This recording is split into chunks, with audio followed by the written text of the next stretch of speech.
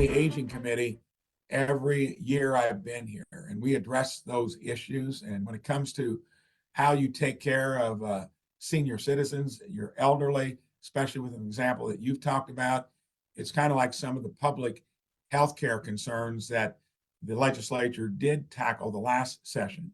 We have not paid enough attention to it. With our cash flow, to me, that is something that we need to find a way to maybe use some of that to get better performance, a better return on investment. I don't know the details of what did not make that work. There's only so much you can do if you're going to preserve your cash flow. I'm going to be very cognizant of that, but it's like a host of other things. I've solved problems my entire life prior to getting into government, and have been one of the most effective senators out here dealing with stuff like that at the federal level. But these problems mostly are going to have to be solved at the state level. This is an example where we need to do better, and it'll be high on the priority list too. Regardless of how you compensate it, you got to make sure it's an even playing field. Many families would prefer that rather than do it institutionally. I want to make sure that of all the methods out there, no one has an inherent advantage. And when you do have somebody within a family that wants to step up and do the job, they should be equipped to do so, as long as it's going to be economical to do so. And there shouldn't be built-in disadvantages, either because they've been legislated against them being able to, for whatever the reason. Full transparency, competition, no barriers to entry, and yes, no one method should have an advantage over the other. I grew up in a family with a severely disabled sister. I had a front row seat to the stress that put on my parents and our family, and trying to navigate care options for my sister, who we love. This is super stressful, and I think fundamental to government is making sure we're protecting and taking care of our most vulnerable, right? And that's definitely this population. The second corollary to that is $1 billion miss is unacceptable. We have to address what the cause of that is. But regarding the attendant care program, regarding our most vulnerable, we need to make sure that we have options for them. If there's going to be a phase out of a program, and we need to have other options that are available to them. We need to have time to adjust, and we need to have transparency and communication around that at a bare minimum. And so I would bring that, definitely. I would also go to work hard on the root cause of why you had $1 billion miss. If I had $1 billion miss in my business, it'd be tough. So again, the reason we need an outside business guy, I'm a conservative Republican, but 40 years in business, I think we need to run this state like a business, grow the economy, put more money in people's pockets, and have real leadership, honestly fixing our problems and attacking our challenges and opportunities. That's why I spoke out as the chair of the Intellectual and Developmental Disability Task Force, because when the FSSA, Family Social Services Administration, you know how we love our acronyms, but when FSSA announced in December that they made $1 billion mistake, I spoke up for these families. First of all, how does an agency make $1 billion mistake?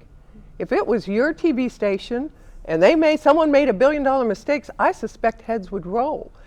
But nothing was done other than let's cut services. Let's figure out how to make up for that loss. So let's look at the most vulnerable population we have, which is those parents who care for their severely disabled, medically complex children, and let's cut services to them, and let's cut funding to them.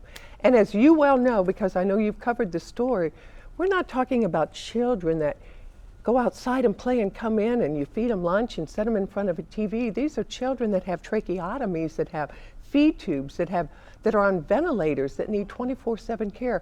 How can we say that to make up for that $1 billion mistake, we need to cut services and funding to the parents that care for these children? So I said, let's pause that. It's supposed to take place July 1. And as governor, I wouldn't have looked at the population, because how we care for the most vulnerable among us is how we're going to be judged. And that's why I called for an outside independent audit. That's part of my plan as governor, is to have outside independent audits of these agencies to be sure that we have the right processes in place, the right checks and balances to make sure that this doesn't happen again, and that we have to cut services and propose that that's how we make up for billion-dollar mistakes. This projected shortfall of $1 billion is a projected shortfall, and we're going to have to work with the General Assembly to make sure that we deal with that issue. But at the same time, we've been very clear that we want to protect the vulnerable and make sure that we help these families that are taking care of their children, and that's going to be very important as we solve that problem.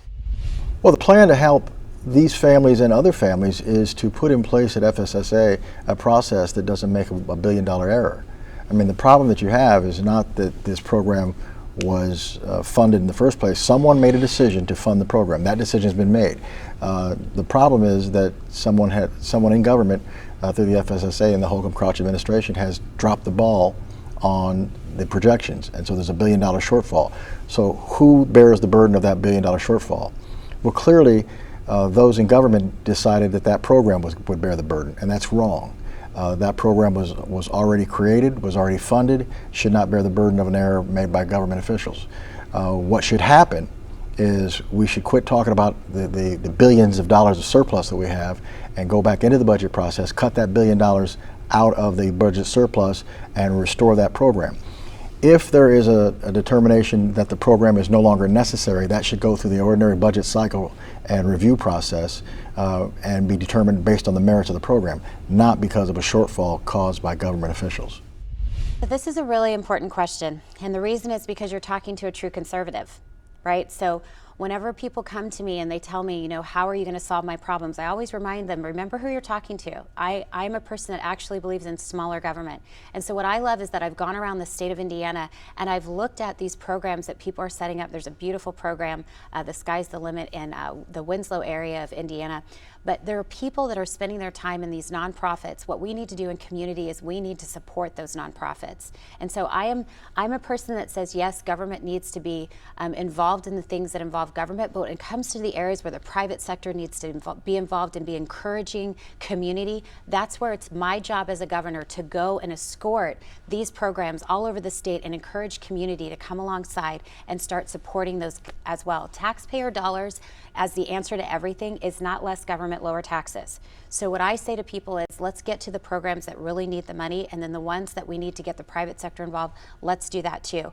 What we should be asking ourselves is, where did the $1 billion go that Suzanne Crouch lost? Because that's actually going to directly affect the programs that you're talking about. So there needs to be accountability, there needs to be transparency, and then as a community in the state of Indiana, we need to be saying, how can we solve these problems and not count on government that ends up losing all our money?